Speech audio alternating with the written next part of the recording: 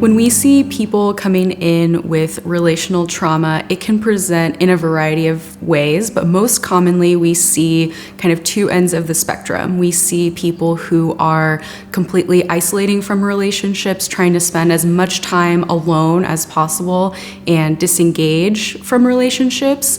And then we see folks seeking out a lot of relational interaction through, engaging with as many people as possible in whatever way they can in the moment.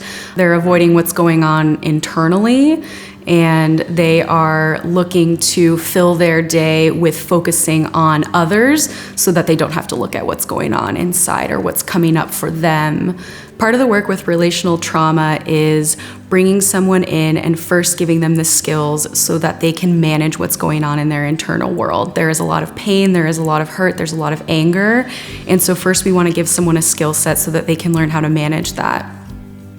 Next, we would want to look at what is the relational trauma? What is going on internally? What is coming up in relationships present day that is being fueled by the relational trauma?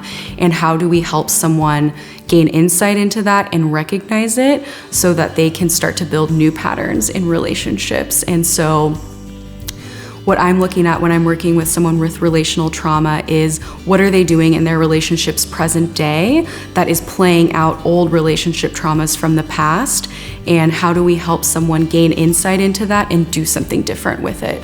And so it's not always just looking at the old relationships and picking them apart and talking about all of the old relationships. It's a lot of looking at what's happening here and now in our relationship, in my clients' relationships with their peers that's linked to the past, and how do we heal that in the present relationships now.